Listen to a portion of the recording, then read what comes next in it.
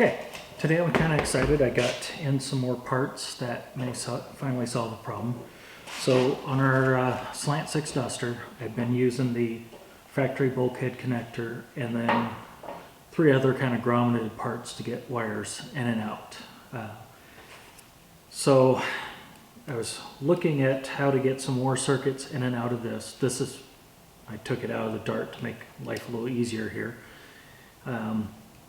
Of course, the Dart only has one connector not used. But the problem ends up being pretty quickly with using an autometer style dash versus say a newer CAN bus type dash. I need quite a few wires in and out. And the stock Duster is 24 connectors. That's pretty much Mopar in general. I think all A bodies use the same one. In fact, this is identical to what's in the 72 Duster.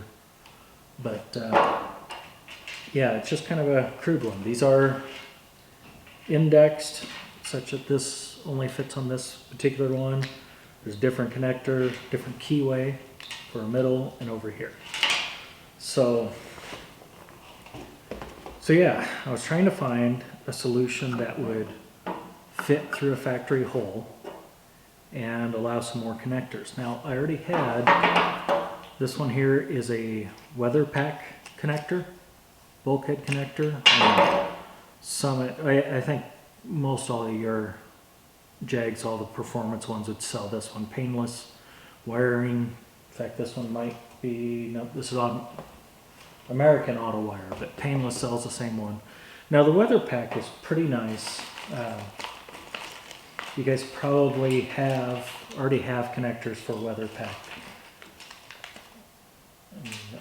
A lot of your map sensors that people use aftermarket, they're all Weatherpak. They're these bigger terminals that helps have male and female. But yeah, interconnect using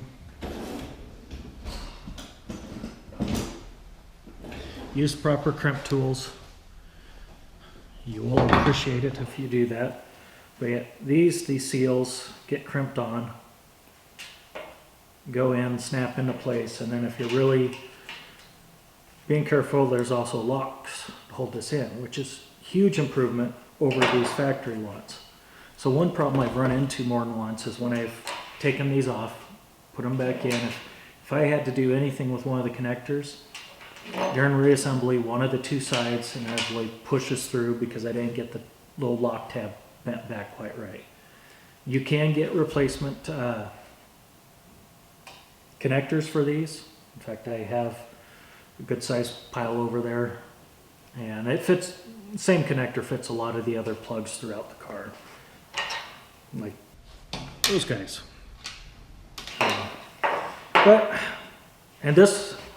The Weatherpak one will easily fit this hole. In fact, you can make an adapter plate, maybe even modify, you might even be able to modify one of these if you had an extra to bolt this on without permanently modifying your dash. Now, downsides, 22 pin. And now you can use different gauge wires. That's what different color seals are for. But 2 less pins than factory. I needed more. And the only thing I found easily was a Metri Pack, which is a newer version of this. The smallest one was still way too wide. So this would have required significant modification. This is a 30 pin unit. They go up to I think 78. There's a nice big one. So if you already have the car fully stripped, you're modifying your firewall anyway, these could be a very good option. They're also fairly well sealed up. Signal lock, just kind of like your old school stuff, but the locks on these are very good. All your basic parts. The other nice thing when you get into these is you have different size connectors. So like your 12 gauge circuits will have their own. They're on the outside here. And then things that are just signal wires can use a smaller. But since I already painted, this one was not quite gonna work. And of course, right after I ordered this, I found this one, which I'm pretty excited about. This is a Deutsch bulkhead connector.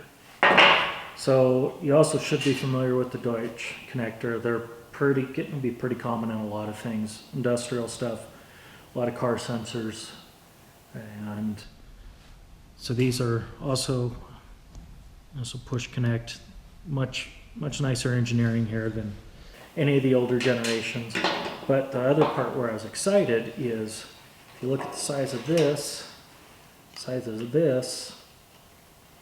I only need to probably file a little bit off of the vertical dimension, and odds are it's going to be so minor that this would still snap in if I ever wanted to. Now, this is 48 connectors, so this should take care of any upcoming needs. In fact, I'm going to have to blank a number of these. 3 different size pins through this one, so we go from our biggest pins here to, I believe, is down to our 12 gauge. Like that. So yeah, I could use a stock wire directly into a pin. I purchased the proper, I shouldn't say proper, but the barrel crimp one. That requires a special tool yet again. So, and it gives a nice squeeze. Now, nice thing with your Deutsch connectors, there are ones that look a little more like this on your crimp. And so that's an option too. Now, the Deutsch has